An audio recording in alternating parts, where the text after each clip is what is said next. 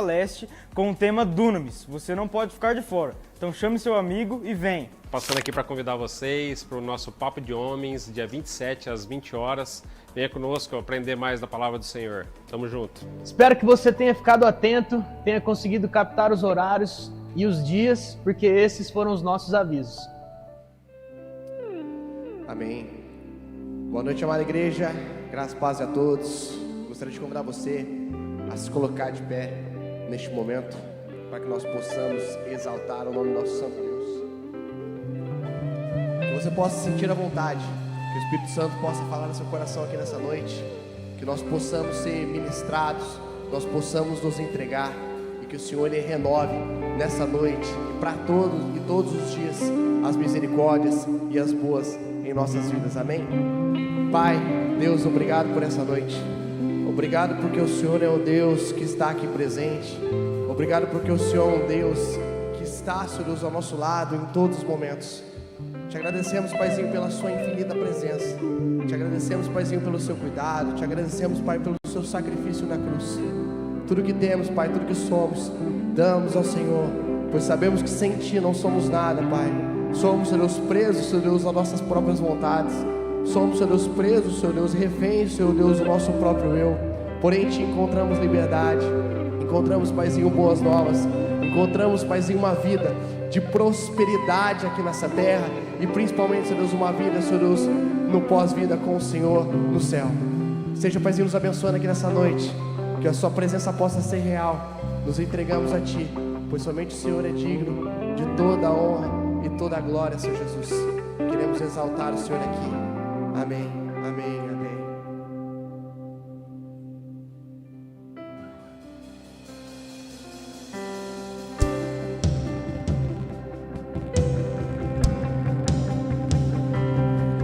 Exaltado seja o seu nome, Jesus. Meu Jesus, Salvador, outro igual não há. Todos os dias quero louvar as maravilhas de teu amor. Consolo,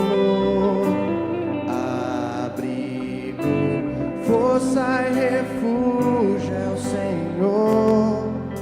Com todo o meu ser, com tudo que sou, sempre te adorarei.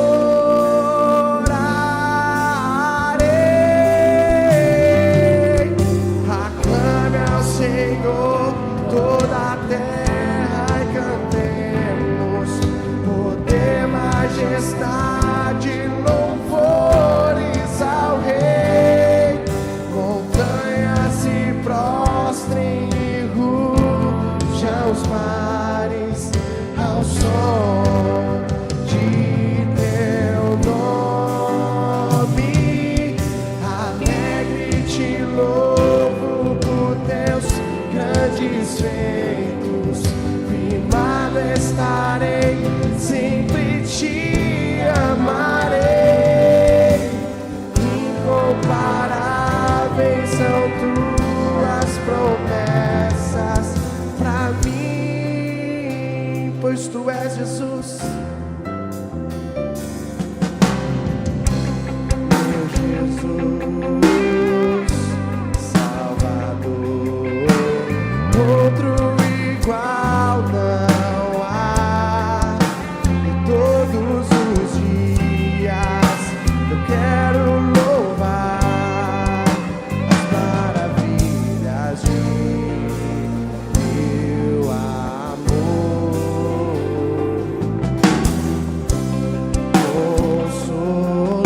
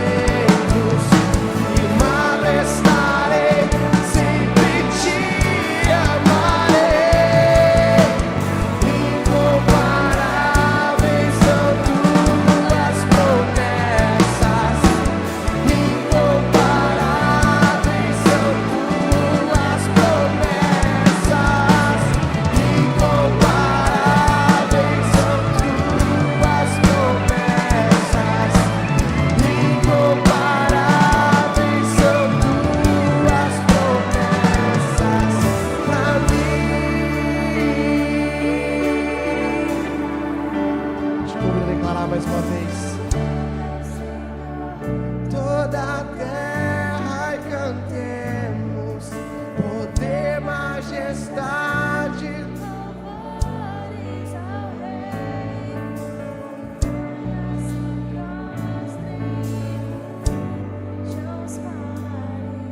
Ao som de teu nome, nos alegramos em ti, Jesus.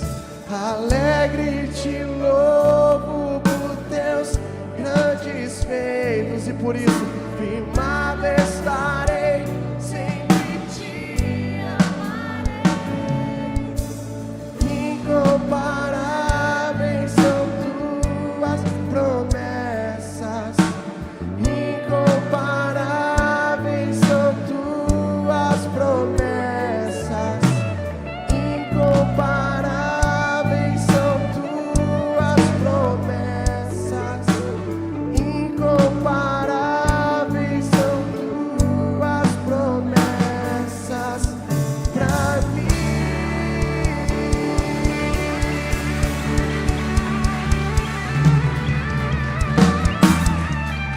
Aleluia, nós cremos que as promessas do Senhor são incomparáveis. Cremos isso, acabamos de declarar neste louvor, amém, queridos? Mas eu quero que você creia nas palavras que Jesus declarou em Mateus, no capítulo 21, no verso 22. E tudo o que pedires em oração, crendo, vocês receberão. Não basta apenas orar, é crendo no que está orando. E crer a quem você está orando acima de tudo. Então neste momento, irmãos, nós vamos ter um tempo de intercessão, de clamarmos, a igreja intercedendo. Eu creio que você tem alguém para ser apresentado em oração, talvez seja alguém da sua família, seja por uma causa que exija uma intervenção de Deus, numa cura, numa restauração. Nós vamos agora reunir, seja em 3, 4, 5 pessoas, mas ninguém sozinho. Vamos se reunir, faça alguns grupos de oração, nós vamos clamar ao Senhor. E você apresente a uma causa, algum pedido entre vocês, irmãos, e interceda, orem juntos, clame por alguém. Talvez é uma causa dessa pessoa, desse irmão, interceda, clame ao Senhor. Pela manhã também nós intercedemos e já recebemos resposta de oração, já ouvimos testemunho, glórias ao nome do Senhor. Nós vamos continuar orando, irmãos, pois cremos que incomparáveis são as promessas do Senhor. Tudo quanto pedirmos em oração, crendo, vocês receberão. Tudo que pedires em oração, crendo, vocês receberão. Se creres, verás a glória de Deus. Se creres, verás a glória de Deus. Senhor, nós oramos no nome de Jesus em favor dos necessitados. Nós oramos em um nome de Jesus em favor dos enfermos, clamando um toque. Clamamos, Senhor, em nome de Jesus, o teu bálsamo, tua cura. Nós oramos o nome de Jesus, ó Deus, que haja um mover no sobrenatural. Nós clamamos em nome de Jesus, Senhor, venha agir poderosamente onde a medicina chegou e não há mais o que fazer. Nós cremos, tu és poderoso para reverter o que é irreversível. Nós cremos, tu és o Senhor que muda o curso da história. Senhor, a tua palavra nos inspira fé. Quando olhamos para a tua palavra, Senhor, enquanto Pedro estava preso, havia oração incessante por parte da igreja em favor dele, e o Senhor enviou um anjo lá, o tirou daquela prisão. Nós cremos, Deus, pelo poder da intercessão, no nome de Jesus, cadeias cairão por terra. Nós cremos nas vidas que estão sendo, Senhor, oprimidas, elas serão tocadas, libertas, em o nome de Jesus. Pai, nós intercedemos agora por vidas que estão aprisionadas, seja, Senhor, nos vícios, seja, Senhor, na mentira, seja no engano, na prostituição, na corrupção, nos jogos. Nós declaramos em nome de Jesus, liberta, Senhor.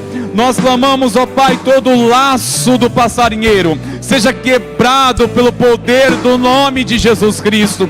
Pai, nós intercedemos agora por famílias, colocamos diante do Senhor este casamento, oramos, Deus, que o Senhor venha trazer restauração nessa casa, venha trazer cura, venha trazer perdão, venha trazer um recomeço nessa casa, neste casamento, Senhor. Pai, nós intercedemos por esse desgaste de relacionamento com os filhos. Pai, venha quebrar toda a muralha que o inimigo tem colocado e aproveitado.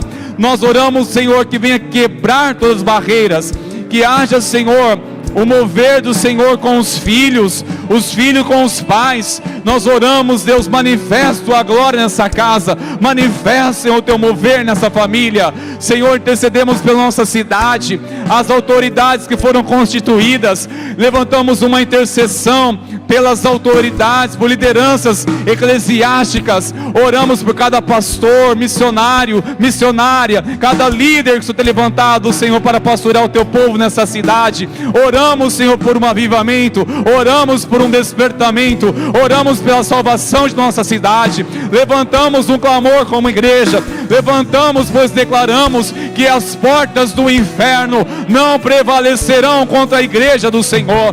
Pai, salve a nossa cidade, restaura, Senhor, a tua igreja, usa o teu povo, Senhor, para anunciar o evangelho da salvação. Nós clamamos, meu Senhor, venha despertar vidas, haja salvação, haja ser uma sede, uma fome, nos quatro cantos, Senhor, da nossa cidade, que haja vidas sedentas por tua palavra. Senhor, nós clamamos em o nome de Jesus. Senhor, nós declaramos o mover da tua presença.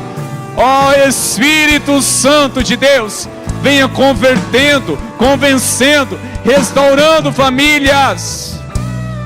Restaura, Senhor, essa cidade. Ó Espírito Santo de Deus, levanta, Senhor, uma igreja de oração, uma igreja intercessora. Nos mova, Senhor, a orar com autoridade, com ousadia, por amor pelas vidas, meu Senhor. Nos mova nosso coração como igreja a se importar, a se consagrar, a te buscar em favor dessa cidade. Senhor, nós colocamos diante de ti, Pai. Seja o teu nome glorificado e exaltado em o nome de Jesus. Aleluia. Glórias ao nome de Jesus. Glórias a Deus. Tudo quanto pedires em oração, crendo, receberemos para a glória de Jesus. Amém, queridos? Aleluia. Glórias a Deus, que a graça e a paz os sejam multiplicadas, queridos. Nós vamos continuar adorando ao nosso bom Deus, e faremos isso também através do louvor financeiro, devolvendo os dízimos ao saber que é do Senhor. E também nós iremos responder à bondade de Deus com uma ação generosa ao ofertar.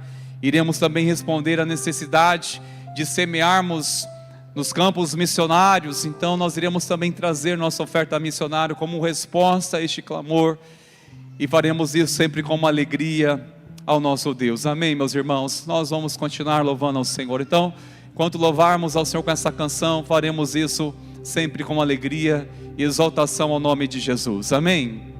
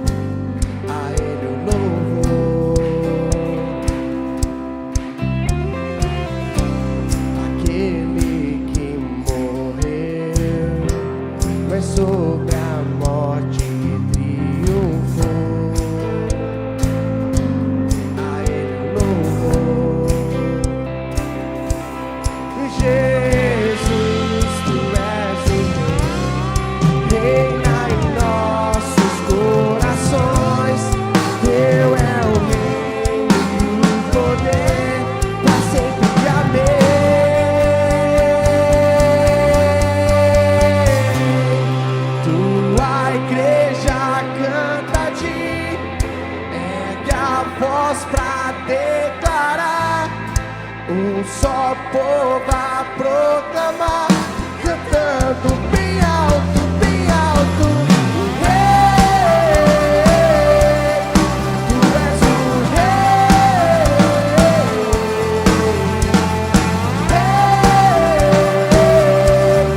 Tu és o Rei. A estrela da manhã, ao Rei dos Reis, Senhor, somente a Ti, a Ele o louvor. Aquele que morreu, mas sobre a morte triunfou, a Ele o louvor. Jesus, Tu és o Rei, reina em nossos corações.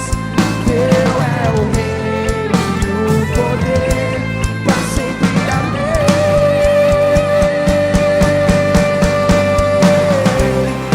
Tua igreja canta a Ti, ergue a voz pra declarar. Um só povo a proclamar, cantando bem alto, bem alto. Tua igreja canta a Ti, ergue a voz pra declarar. Um só povo a proclamar, cantando bem alto, bem alto. Tu és o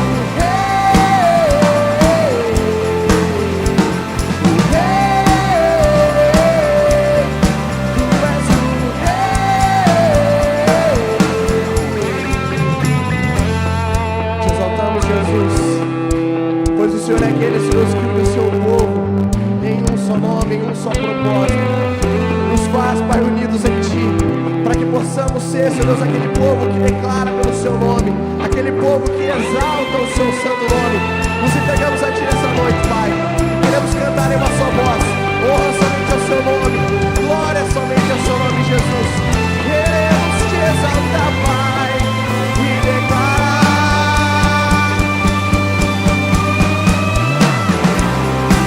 Tua igreja canta a Ti, ergue a voz pra declarar. Um só povo a proclamar, cantando bem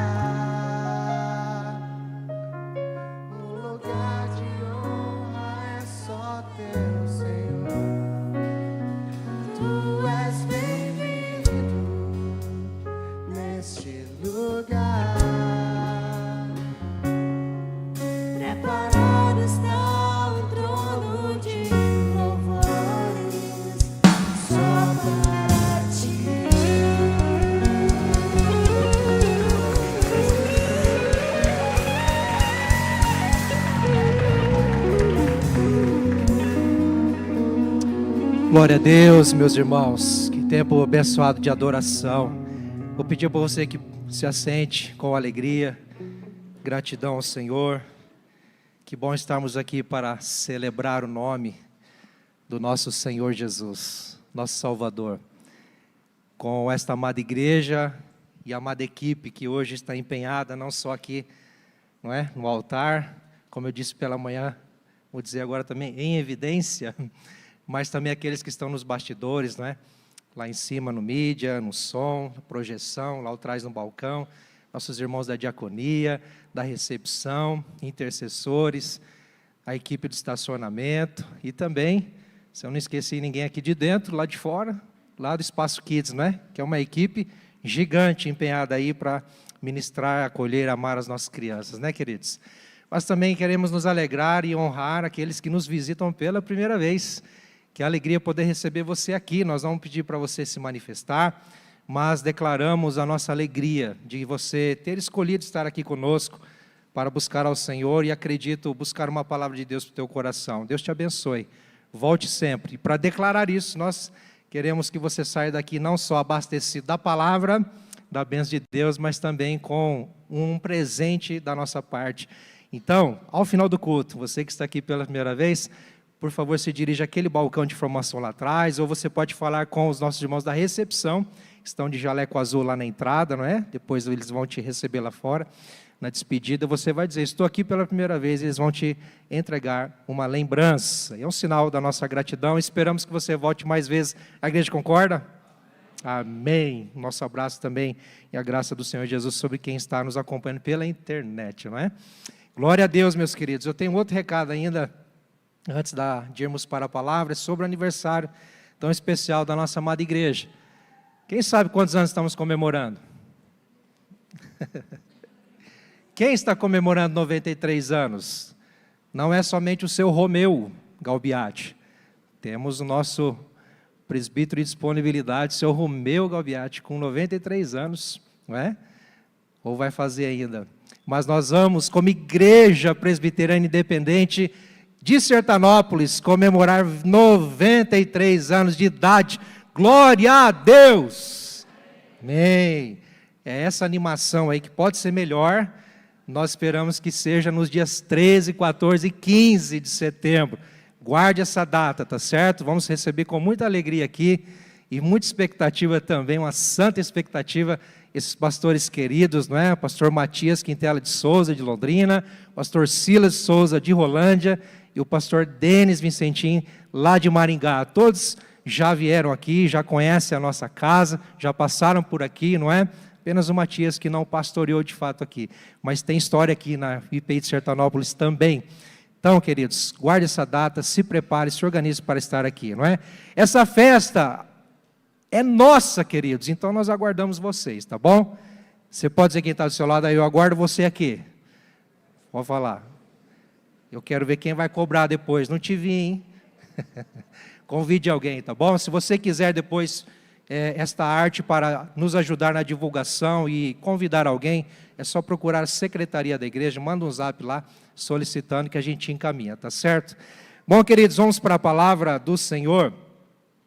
Nós estamos numa série chamada Opostos, e se você veio no domingo passado, assistiu pela internet, você percebeu do que se trata, não é? A nossa vida é feita de escolhas, e esta série ela vem para nos inserir nesta verdade, nesta realidade, que nós precisamos saber escolher, precisamos entender qual direção tomar.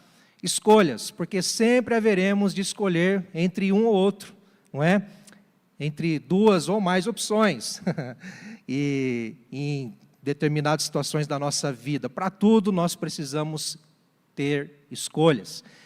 E esta série vem para nos ajudar, à luz da palavra de Deus, a escolher o que é certo, a escolher o que honra ao Senhor, a escolher o que agrada ao Senhor. Amém, queridos?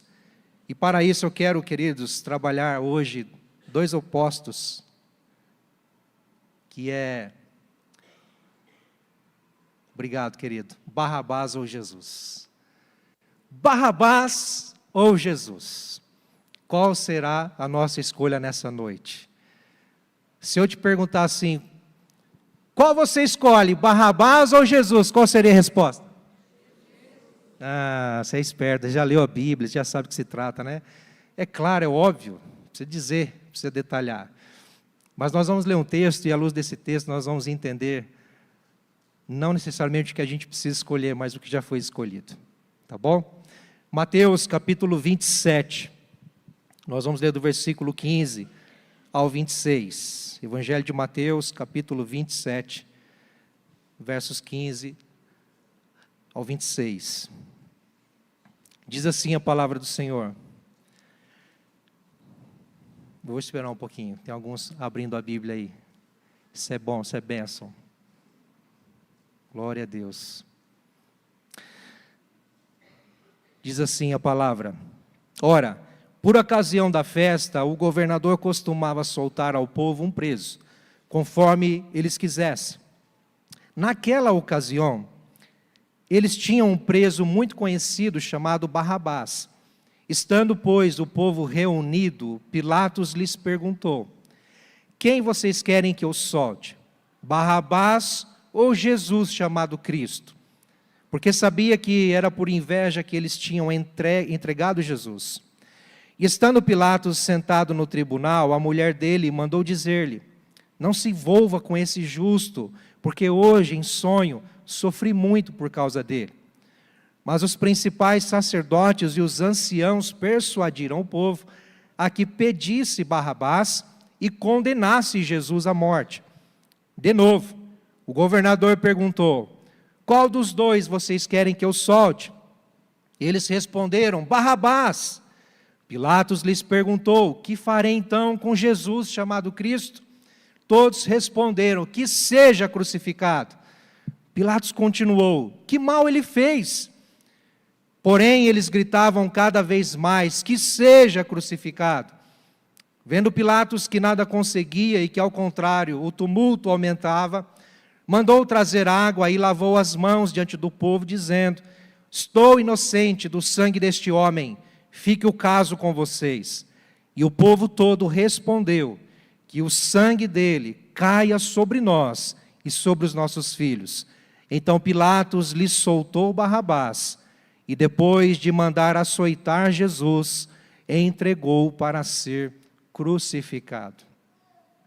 Pai, nós estamos diante da Tua palavra e pedimos, Senhor, que o Senhor fale conosco, como costumamos sempre pedir, que possamos perceber a Tua voz nas entrelinhas e além da letra, Senhor. Fala ao nosso coração, nos ajuda a compreender a Tua vontade e aquilo que o Senhor quer nos ensinar nessa noite. E, Pai, transforma-nos por esta palavra, Senhor. Assim eu desejo e sei que meus irmãos junto comigo desejam também, Senhor.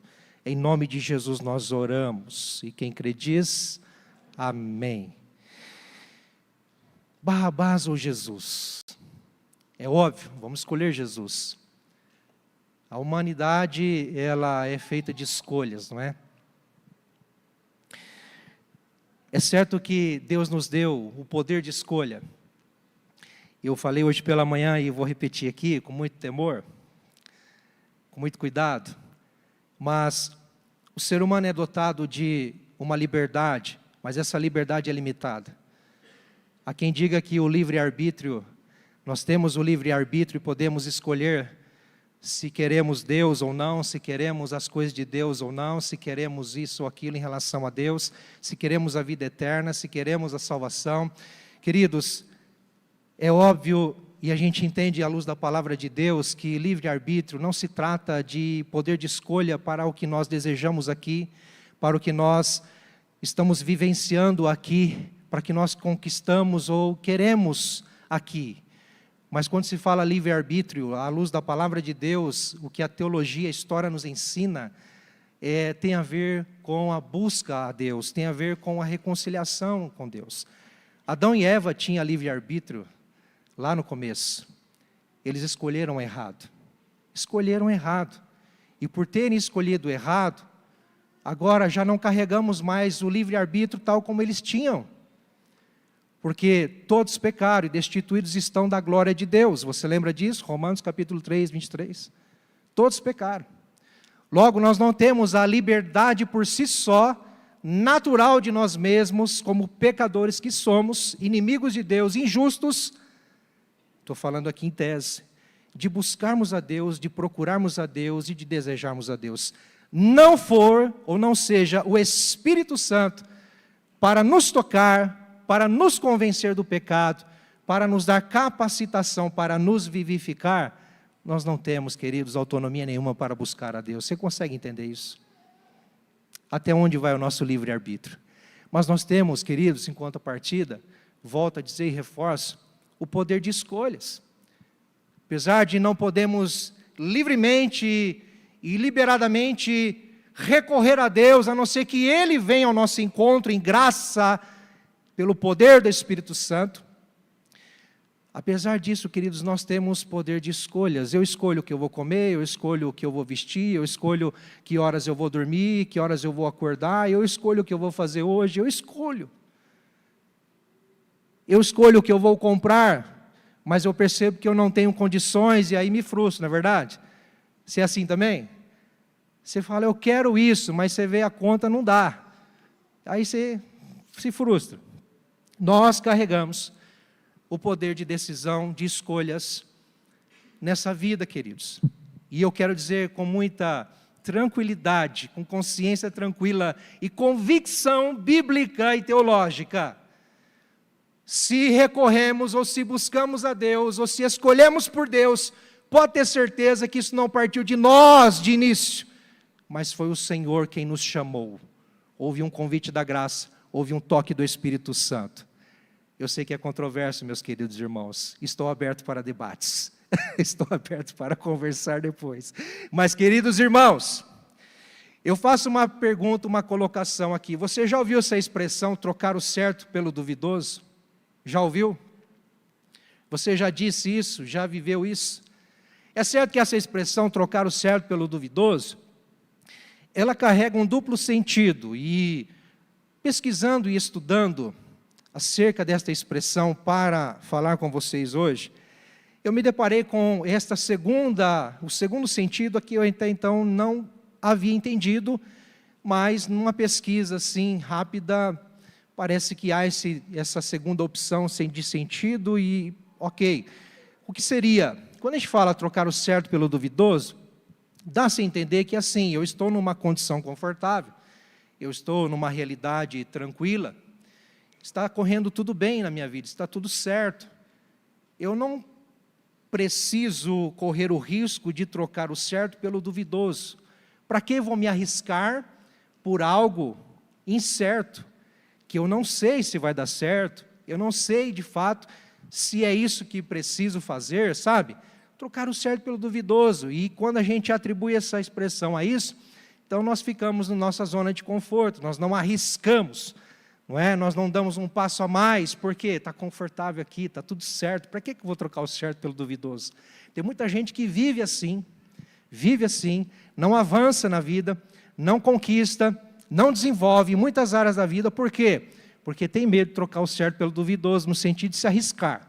Amém? Vocês entenderam? Mas, por outro lado, um sentido mais popular, mais geral, que acredito a maioria entende assim, eu também sempre entendi assim, que é a ideia de que assim, se eu sei que algo é certo, e esse daqui é incerto, por que eu vou trocar isso aqui por esse? Se eu sei que tem um caminho correto, um caminho certo, por que eu vou deixar esse caminho para um caminho errado, mau, destrutivo? Trocar o certo pelo duvidoso.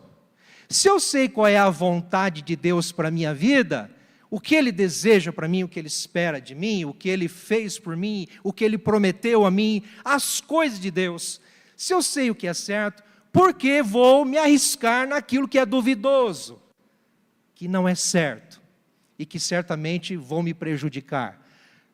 Quantos compreendem assim comigo? Trocar o certo pelo duvidoso.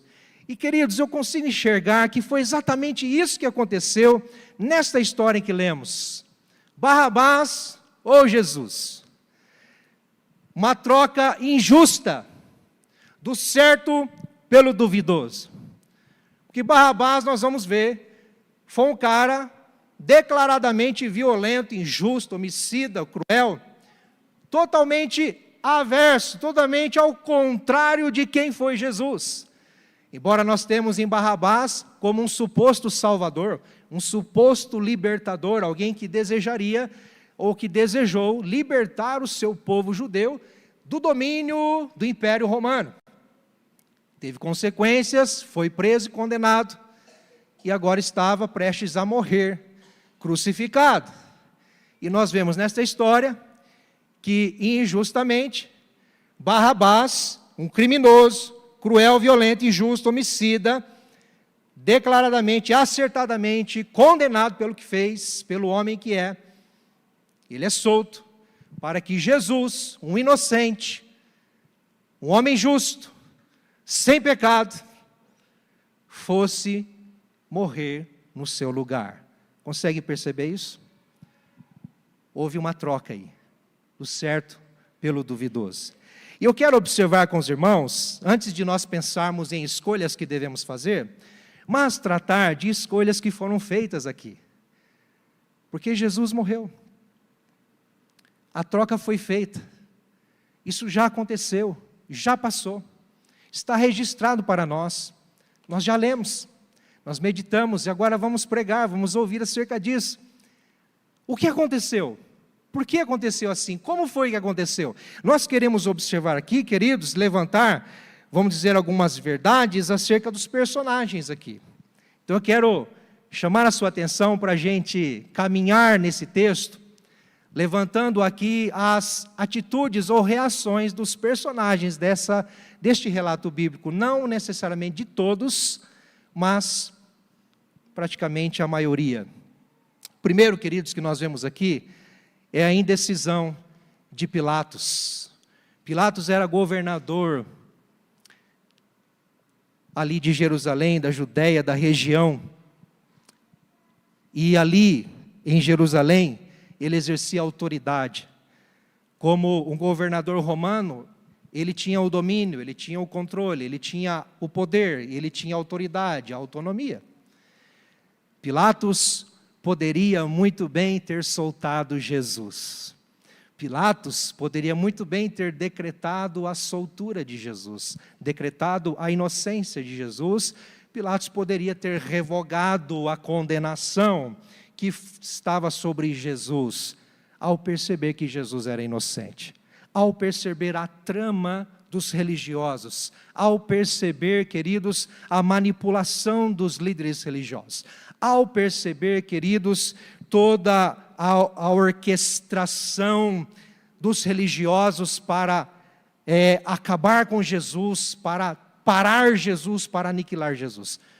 Pilatos estava diante de Jesus, interrogou ele, questionou sobre algumas coisas, percebeu que ele era totalmente diferente, porque se você ler alguns versículos anteriores, a saber, a partir do versículo 11, por exemplo, você vai ver que Pilatos pergunta algumas coisas para Jesus. Olha, estão te acusando disso, estão dizendo que você é isso, é verdade? E Jesus fazia o quê? Se calava. Jesus não respondeu, Jesus não debateu, Jesus não se defendeu. Jesus foi como uma ovelha muda ao matadouro. Jesus foi o cordeiro manso de Deus, que tirou o pecado do mundo. Mas Pilatos está diante de Jesus e Pilatos consegue compreender que Jesus não fez nada digno de morte. Pilatos percebeu e entendeu, e nós vemos isso declaradamente, porque a sua indecisão, ele entrega, a sua indecisão declara isso. Por que indecisão? Porque ele poderia ter decidido pela soltura de Jesus, e não fez. Por que ele não fez? Se você observar nos versículos que lemos, por várias vezes Pilatos tentou convencer a multidão, ele tentou convencer o povo, de que Jesus provavelmente não seria a pessoa certa para morrer. Tanto que, ao declarar Barrabás ou Jesus, ele está dando a deixa. Por que Pilatos levanta isto? A Bíblia fala sobre um costume que havia ali. O povo judeu estava subjugado, sob domínio do Império Romano. Mas apesar do Império Romano dominar o povo judeu, dominar a região dos israelitas ali, de Israel e tantos outros arredores, apesar disso, o povo romano, ou o Império Romano, em prol da Pax Romana, vamos dizer assim, era diferente de outros impérios. Eles não atrocidavam, não aniquilavam os povos que eles conquistavam. Mas quando eles dominavam, eles subjugavam aqueles povos com impostos e uma certa liberdade. Tanto que ali, os judeus, os israelitas, eles tinham liberdade religiosa, eles tinham liberdade de expressão, eles se reuniam nos templos, se reuniam nas sinagogas, eles tinham liberdade. Nós vemos isso em todos os evangelhos, como eles eram livres para expressar a sua fé e para seguir a adoração no templo e tudo mais, contanto que eles pagassem os impostos. Jesus pagou os impostos. Mas eu consigo perceber, queridos, que Pilatos é tomado de uma indecisão, porque ele precisa ter a paz, ele precisa manter a paz e a ordem. E uma vez que uma multidão está na porta da sua casa, porque em outros evangelhos vai dizer que estão na porta da casa de Pilatos, estão lá declarando: olha, nós queremos que o Senhor acabe com Jesus. Pilatos queria a paz, Pilatos queria a ordem. Pilatos não era bonzinho, Pilatos era um governador romano, e para chegar a um governo romano, provavelmente ele teve que fazer muitas coisas, teve muitas experiências de guerra, de outras administrações menores para chegar a esse cargo. Mas era um homem, segundo a história e segundo a pesquisa que fizemos, um homem cruel. Não era um homem bonzinho. Nós queremos observar Pilatos aqui como um homem bonzinho, mas ele não foi. Porém, aqui é como se ele fosse tomado de uma sensibilidade para aquilo que é justo. Ele percebeu a inocência de Jesus. Onde eu quero chegar, meus queridos irmãos? Por que ele não decidiu por soltar Jesus? Por que ele não decidiu por, de fato, seguir com a execução de Barrabás e soltar Jesus? Porque havia um costume que o próprio Império Romano construiu no povo judeu, de que na Páscoa, uma época muito especial para o judeu, em que, você lembra que Jesus morreu na Páscoa, né? E ali, havia um costume de que na Páscoa se soltasse um preso. Isto em respeito, ou então uma certa amizade com o povo. Olha, eu vou soltar um preso aqui de vocês, para vocês perceberem que nós somos amigos, está tudo certo, né? Cumpra o papel de vocês aí, no império, pagando impostos, fazendo o que vocês têm que fazer, que nós aqui vamos ajudar vocês em determinados sentidos. Pilatos estava amarrado e limitado por um poder, estava amarrado e limitado por um cargo, estava preso, queridos, a uma posição em que, se ele decidisse por aquilo que ele acreditava, ele sofreria grandes consequências. Indecisão. O que estava certamente no coração de Pilatos? O medo. Medo de perder o controle.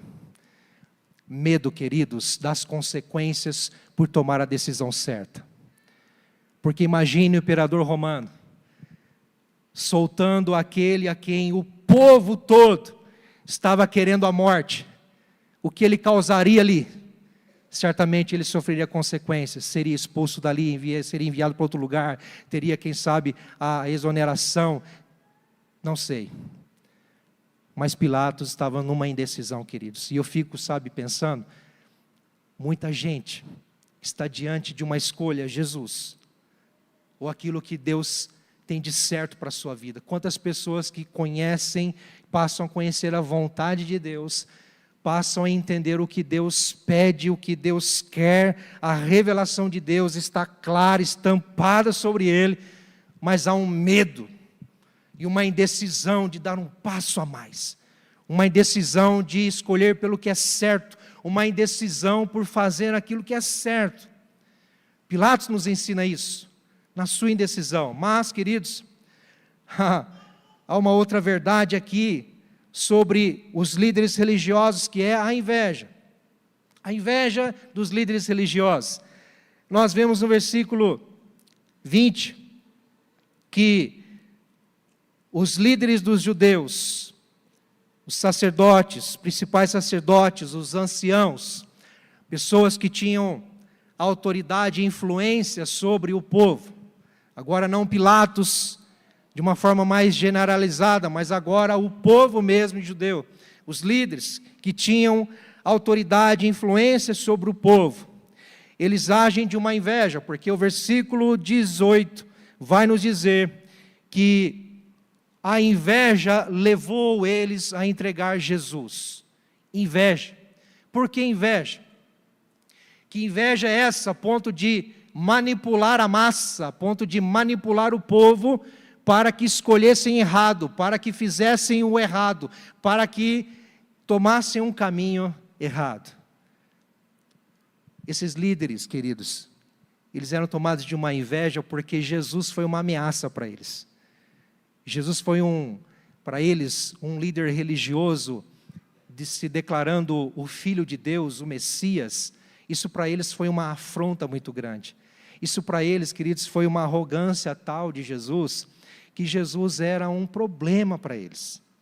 Mas não somente por isso, Jesus arrastou uma multidão de pessoas. Jesus conquistou milhares de pessoas. Jesus influenciou uma multidão, um povo inteiro, queridos. Aonde Jesus passava, o extraordinário acontecia. Com quem ele conversava, coisas maravilhosas aconteciam. Cura, restauração, transformação. Queridos, ele ressuscitou pessoas, ele deu vista aos cegos, ele sarou os feridos de alma e de coração. O Senhor parou o vento, a tempestade. Ele multiplicou pães e peixes, alimentou uma multidão várias vezes. Jesus fez coisas extraordinárias que aos olhos destes homens era uma ofensa. Mas sabe de uma coisa? Me chama a atenção a palavra inveja. Não sei se você já prestou atenção e já se perguntou disso. Por que inveja? O que é inveja? A inveja nada mais é do que eu desejar ter o que o outro tem. Eu desejar ser quem o outro é. Eu desejar estar onde o outro está. Estes líderes religiosos tinham Jesus como uma oposição, tinham Jesus como uma pedra no sapato, porque eles queriam ser como Jesus, queriam ter o que Jesus tem, e eles não poderiam, porque Jesus de Nazaré, filho de um carpinteiro, simples, humilde, surge do nada, como um grande homem, um mestre, sábio, influenciando multidões, não subindo em palanques para proclamar algo inovador, mas não, no tete a tete, vida na vida, sentado à mesa, visitando casas. Foi um homem revolucionário que, sem desejar isso, confrontou o status quo, a religião da época, a liderança religiosa da época. Mas aquilo que Jesus fez em tão pouco tempo, em 3 anos e meio, esses líderes religiosos não conseguiram fazer em tantos anos, décadas e séculos de tradição, de cultura, de filosofia, de uma teologia, quem sabe, mal pensada. Consegue perceber que Jesus é uma ameaça para eles? Porque se eles reconhecem Jesus como o Cristo, o Messias, eles precisarão mudar toda a realidade deles. Eles precisarão inverter as coisas, parar com tudo. Tudo vai ser agora remodelado. Por quê? Porque o Messias está entre nós. Deixa eu dizer uma coisa, sabe o que a inveja causa em nós, muitas vezes? Aquilo que nós desejamos, aquilo que nós sonhamos, almejamos, porque no fundo das coisas, É como se eles vissem Jesus e era inevitável reconhecer o poder de Deus sobre Jesus, um homem curando, um homem restaurando, fazendo milagres, sinais, prodígios. Como não reconhecer Deus nisso tudo? Mas o fato de não poder aceitar, o fato de não poder sair do pedestal, do orgulho, da soberba, para reconhecer aquilo que eles desejavam, queriam e esperavam há tanto tempo, os fez se colocar contra. E a inveja causa isso, meus irmãos, não é verdade? Imagine, por exemplo, vou dar um exemplo aqui, bem tranquilo. Não quero dar indireta em ninguém, não quero ofender ninguém, por favor. Vou falar de mim. Por exemplo, eu desejo fazer academia, eu desejo cuidar do meu corpo, desejo cuidar da minha vida, da minha saúde. Eu quero ir na academia, eu quero ir lá malhar, eu quero ficar forte, eu quero ficar bem definido para minha esposa, aleluia, glória a Deus. Mas eu sou preguiçoso, eu não tenho disciplina, eu sou folgado, até tenho dinheiro para pagar a mensalidade, mas não vou, por quê? Porque eu não tenho ousadia, não tenho coragem, não tenho, sabe, falta aquele gás que muita gente tem. E aí, o fato de eu não ter, de não conseguir, causa o quê? Eu sei que eu preciso, mas eu não consigo. Eu sei que eu tenho, mas eu não vou. Aí o que eu faço? Eu começo a ter inveja de quem consegue e de quem faz. E aí o que eu faço? Esse povo fica na academia, enfiado na academia. Esse povo está perdendo tempo. Esse povo está faltando alguma coisa. Esse povo está sem entretenimento, está faltando vida. Fica enfiado na academia fazendo o quê? Para quê? Estão idolatrando o corpo. Misericórdia. Note que a gente se coloca contra. A inveja nos causa isso. É quase a mesma coisa, falei com o Precioso, me permita, eu falei de manhã, vou falar de novo. Queridão, quando eu cheguei aqui, meus irmãos, vocês lembram, alguns devem se lembrar, né? Cheguei todo empolgado, eu vou correr com esse cara. Eu vou seguir ele na corrida, você vai ver, em um ano, comprei tênis, roupa, e falei, agora vai ser uma virada na minha vida. Deus me trouxe a Sertanópolis para virar essa chave.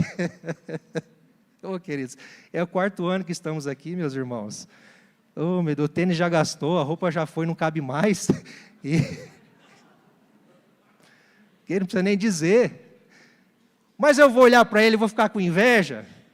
Ah, Precioso, você é fanático, corredor fanático. Para com isso, rapaz. Que é isso? Vamos estar tratando aí e está correndo do mesmo jeito. Gente, eu não vou fazer isso. Com todo o amor, respeito, carinho, continua sendo um espelho, continua sendo um exemplo para nós. Eu já falei para ele para montar um ministério de corrida aqui na igreja. Quem concordaria? Ó, poucos aí, Precioso. Hã? Amém? Queridos, a inveja é um perigo, porque muitas vezes aquilo que se determina inimigos a nós, não é. Pode ser uma inveja enrustida. Às vezes você deseja algo, você quer algo que você não consegue, não pode, então você passa a odiar, você se opõe, você se coloca contra. É isso que eles fizeram, eles tinham inveja de Jesus. Forte isso, né, queridos? Vamos continuar vendo? E aí, esses líderes religiosos, eles persuadem o povo que está ali nas portas de Pilatos, clamando por uma decisão. E nós vemos então uma ignorância desse povo. Ignorância, queridos. Misericórdia. O povo é tomado de uma ignorância a ponto de dizer isso e declarar isso, que o sangue dele caia sobre nós e sobre os nossos filhos. Que isso, que absurdo. Mas por que eles fizeram isso? Eles foram influenciados, persuadidos, manipulados. E é interessante, queridos, que quem tem inveja, podemos considerar isso também, os invejosos, podem muito bem articular, queridos, numa dissimulação cruel, para manipular as pessoas para conseguir o que quer. E foi isso que os líderes religiosos fizeram. Eles queriam a morte de Jesus, porque Jesus incomodava eles. Porque aceitar Jesus seria uma virada completa de tudo. Teria que destruir tudo que eles tinham para refazer de novo em Cristo. Mas aí, queridos, eles manipulam a massa. Tem um comentarista que, na nossa pesquisa, nos deparamos com isto, ele dizendo que o povo aqui é como se fosse o populacho, é como se fosse, queridos, o povão, sabe? O povão que é levado com os outros, que é Maria vai com as outras. O povão que quer farra, o povão que quer, queridos, o fervo.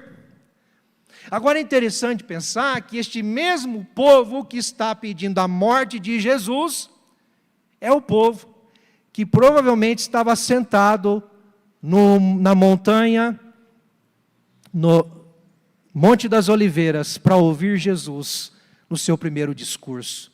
Provavelmente este povão, foram as mesmas pessoas que se alimentaram do milagre da multiplicação dos pães e peixes. Provavelmente foram as mesmas pessoas que presenciaram curas de Jesus nas ruas.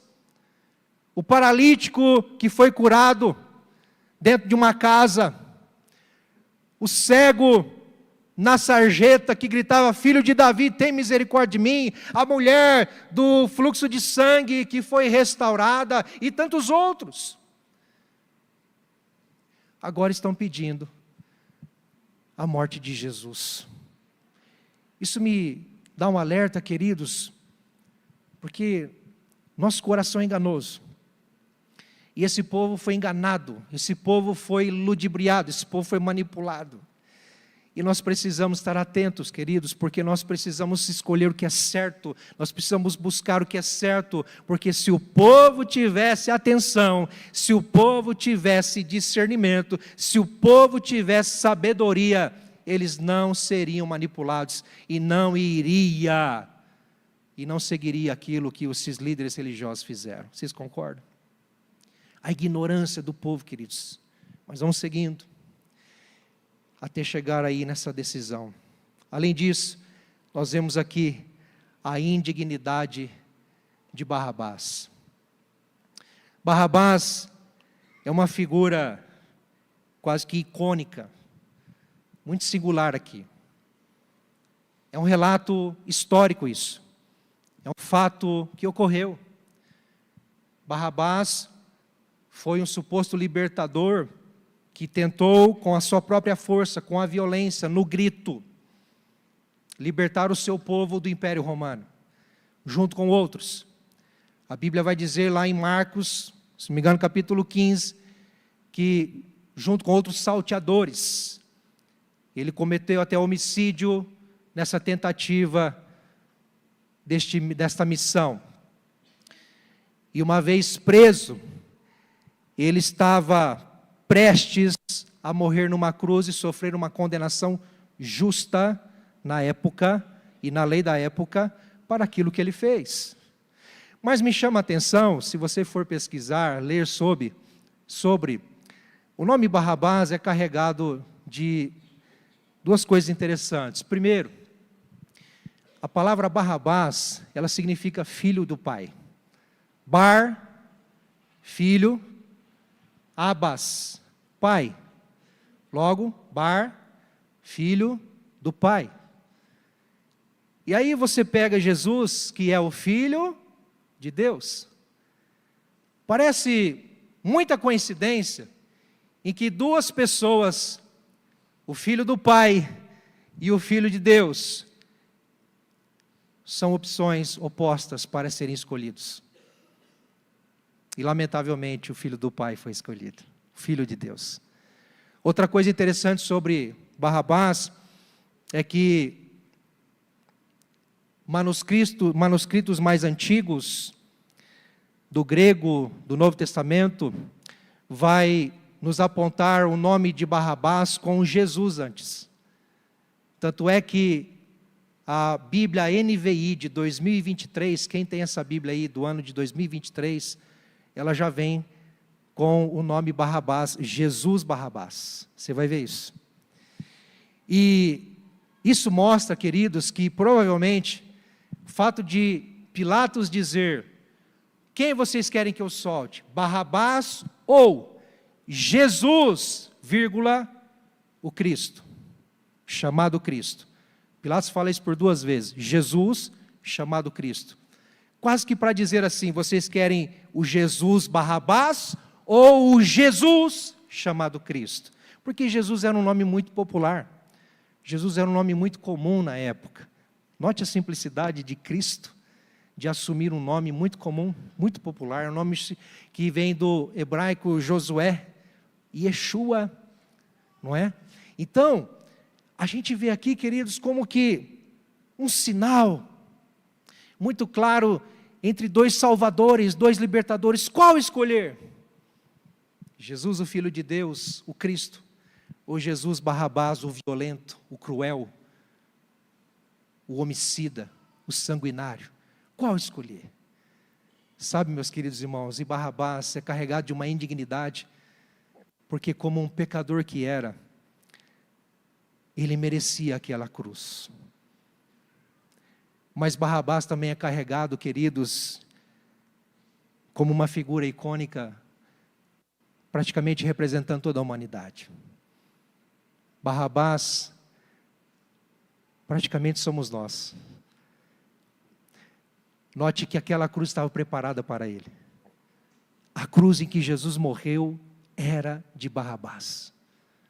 A cruz que Jesus padeceu e verteu o seu sangue era de Barrabás. Quem merecia aquela cruz? Quem? Barrabás. Barrabás era carregado de uma indignidade diante de Deus, mas ele foi solto por um ato de misericórdia. Um ato de misericórdia. Soltou esse homem, deu liberdade. Nós não sabemos o que aconteceu com ele, a Bíblia não diz, a história não diz. Se ele se converteu, se ele passou a crer em Jesus, se ele reconheceu Cristo como Filho de Deus e falou: meu Deus, era para mim ter morrido, ele morreu no meu lugar. Não sabemos se isso aconteceu. Mas uma coisa é fato: Barrabás foi o primeiro homem da história da humanidade que recebeu o sacrifício de Jesus, que recebeu a substituição de Jesus na cruz. Nós temos o ladrão da cruz, você lembra desse episódio? O ladrão da cruz que creu em Jesus e foi salvo. Agora, de uma maneira um pouco diferente, nós vemos Barrabás, que nós não sabemos se foi salvo, mas ele foi alvo das misericórdias de Cristo, das misericórdias de Deus, porque ele teve a sua vida poupada para que Jesus tomasse o seu lugar. Isso te mostra alguma coisa? Isso te insere numa verdade, queridos. Sabe qual? Nesta verdade: a inocência de Jesus. Porque por um lado nós temos Barrabás, pecador, violento, cruel, injusto, homicida, um homem digno da pena que recebeu ou que iria receber. O injusto, que foi solto, que foi inocentado. O criminoso que foi inocentado. Para que o inocente fosse condenado. Olha, note o oposto. Jesus foi inocente, queridos. Jesus não merecia a cruz. Jesus não deveria ter ido para a cruz aos nossos olhos, ao nosso entendimento. Note que Pilatos poderia ter mudado tudo. Se os líderes religiosos fossem humildes, poderia ter mudado tudo. Se o povo fosse sábio, poderia ter mudado tudo, mas não mudou. E no final das contas, Jesus foi entregue para ser crucificado. Embora Pilatos tenha recebido a culpa aqui, porque ele entregou-o para ser crucificado. Queridos, deixa eu dizer uma coisa para você: não foi Pilatos que matou Jesus. Não foram os líderes religiosos que matou Jesus, embora em Atos capítulo 2, na pregação de Pedro, na primeira pregação de Pedro como apóstolo e pregador do evangelho da igreja, Ele vai declarar: vocês, líderes religiosos, vocês, judeus, vocês mataram o Cristo. Embora Ele declare isso, queridos, antes de qualquer ser humano ter entregado Jesus, sabe de uma coisa? O Deus Pai foi quem o enviou. O próprio Senhor Jesus foi quem se entregou. Você consegue perceber isso? Agora, por que Ele fez isso, queridos? Porque tinha que ser assim. Já estava escrito, já estava determinado. Tinha que ser assim, porque Jesus tomou o nosso lugar. Aquela cruz era para ser nossa. Era para nós estarmos naquela cruz. Mas Jesus tomou o nosso lugar. O inocente, o justo, por aqueles que são injustos. Jesus fez isso no nosso lugar. E isso, meus queridos irmãos, deve nos mover, não meramente a escolher algo nessa noite, mas a entender que esta é a grande verdade que nos liberta, é a grande verdade que nos restaura, é a grande verdade, queridos, que muda a nossa história. A cruz de Jesus. Porque aquele que não conheceu o pecado, Deus o fez pecado por nós, para que nele fôssemos feitos justiça de Deus. Uma vez que o Senhor Jesus tomou a nossa cruz, tomou o nosso lugar naquela cruz, queridos, nós podemos viver uma vida plena, verdadeira e livre diante de Deus, se basearmos a nossa fé nele. Você lembra que Jesus um dia disse: quem quiser vir após mim, negue-se a si mesmo, tome a sua cruz a cada dia e siga-me. Nós precisamos viver a partir da cruz, nós precisamos caminhar a partir da cruz. Cristo já morreu, Ele já pagou o preço, Ele já fez tudo. Quando olhamos para Jesus, nós vemos uma dívida rasgada. Éramos para ser condenados por Deus, mas o Senhor Jesus tomou o nosso lugar e nos tornou justos diante de Deus. Isso é pouco para você? Isso é pouco para você ser feliz? Isso é pouco para você caminhar em santidade? Para você buscar as coisas certas e honrar o Deus que te salvou em Cristo Jesus? É pouco? Você poder ter uma eternidade, descansar alegremente o seu coração, porque a sua alegria, a sua esperança, a sua vida não termina aqui. Você está numa jornada, e Jesus tomar a nossa cruz, e Jesus nos substituir naquela cruz, aí sim é o passe comprado, para estarmos diante dele um dia. As nossas dores e tudo mais que vivemos aqui, queridos, é uma preparação, estamos sendo forjados. Estamos sendo forjados. Deus o fez pecado por nós. Fiquemos em pé, queridos.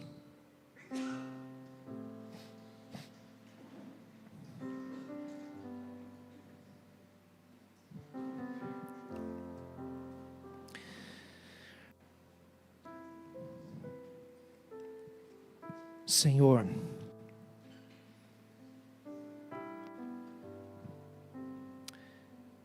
nós não temos dimensão, Pai, do que se passou naquele dia. Nós não temos ideia, Senhor, da grande pressão e opressão que estava sobre aquele povo que gritava: crucifica Jesus, mata ele, acaba com isso logo. Nós não temos dimensão, Senhor, do significado desse absurdo que este povo gritou e declarou: caia sobre nós o sangue dele e sobre os nossos filhos. Que absurdo, que ignorância, Senhor. Nós não temos dimensão, Senhor, para entender um prisioneiro, um homicida, um homem cruel, violento, ser solto injustamente para um inocente tomar o seu lugar. Nós não entendemos e não tomamos a dimensão disso, Senhor. Mas hoje nós sabemos que foi assim e que isso tudo fez plano do Senhor. É plano do Senhor, é projeto seu, para mostrar que realmente o Senhor, apesar de nós, nos ama, que o Senhor, apesar de nós, nos recebe. O Senhor vem ao nosso encontro, mesmo sendo imerecedores e indignos, pecadores sujos, merecedores da morte, merecedores da tua ira, Senhor, mas o Senhor vem em graça para dizer: eu os amo, eu os perdoo, eu faço tudo por vocês, eu pago o preço por vocês, eu derramo meu sangue por vocês, eu tomo o seu lugar. Obrigado, Senhor, obrigado, Senhor. Nos ajuda, Pai, nos desperta nessa noite, à luz desta tua palavra, para vivermos conformes, não vivermos em peso, na culpa, pelo que fizemos, pelo que às vezes estamos fazendo, mas descansarmos o nosso coração em arrependimento, no teu perdão, que já foi declarado naquela cruz. Perdoados estão os teus pecados, está consumado. Ó Senhor, o convite ressoa ainda hoje, para que venhamos crer no Senhor e entregar a nossa vida verdadeiramente, totalmente ao Senhor. Pai, desperta a nossa família, desperta nossos filhos, desperta, Senhor, nos quatro cantos dessa cidade, pessoas, Pai, que estão perdidas, para que olhem para Jesus e confiem nele. Desperta, Senhor, quem esteja dormindo, para se levantar em convicção: Ele fez tudo por mim, eu não posso viver dessa maneira, Ele pagou o preço por mim, eu não posso jogar isso no lixo, porque cada gota de sangue derramado naquele solo conta, Senhor, conta, Senhor. Oh Deus, obrigado, Pai, pelo que o Senhor fez. Em nome de Jesus nós oramos. Amém. Amém. Queridos, nós vamos louvar. Quero convidar você a adorar o Senhor. Nós vamos cantar uma canção aqui para exaltar Jesus, para glorificar o nosso Senhor. Ele morreu, mas Ele ressuscitou, Ele vive, e Ele nos ama eternamente e nos chama para viver nesse amor. Vamos declarar isso, vamos cantar, vamos adorar.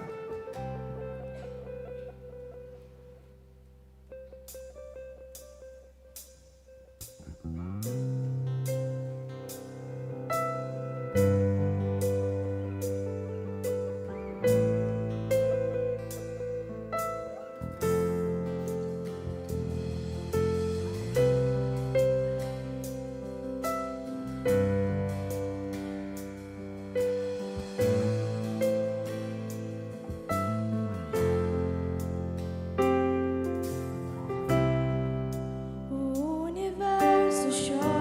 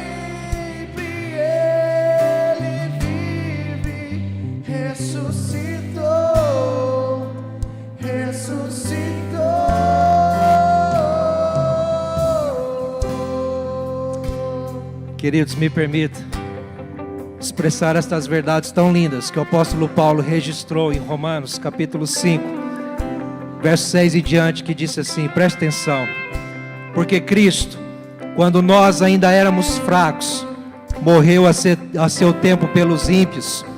Dificilmente alguém morreria por um justo, embora por uma pessoa boa alguém talvez teria coragem para morrer. Mas Deus prova o seu próprio amor para conosco, pelo fato de Cristo ter morrido por nós, quando ainda éramos pecadores. Logo, muito mais agora, sendo justificados pelo seu sangue, seremos por ele salvos da ira. Porque se nós, quando inimigos, fomos reconciliados com Deus mediante a morte do seu Filho, muito mais, estando já reconciliados, seremos salvos pela sua vida. Isso é o Evangelho, é a essência do Evangelho, amém? Pai, obrigado mais uma vez, Senhor. Vem mesmo, Deus, nos trazer a convicção disso, Senhor, que possamos nessa semana vivenciar momentos agradáveis na Tua presença, lembrando que somos Teus filhos, que o Senhor tomou o nosso lugar naquela cruz, que o Senhor triunfou sobre a morte ao ressuscitar ao terceiro dia, que o Senhor está sentado à destra de Deus Pai e há de voltar para nos buscar, para estarmos juntos, Senhor. Pai, que estas verdades sejam, Deus, latentes no nosso coração, na nossa vida, Pai, no nome de Jesus. Obrigado, Senhor, obrigado. E assim, meus irmãos, quero abençoá-los, que a maravilhosa graça do nosso Senhor e Salvador Jesus, que o amor de Deus, o nosso Pai, a comunhão, as consolações, a amizade do Espírito Santo, seja sobre você, sobre a sua família, sobre o povo de Deus na terra, hoje e sempre, até a volta gloriosa de Jesus. Amém e amém. Deus te abençoe. Volte em paz.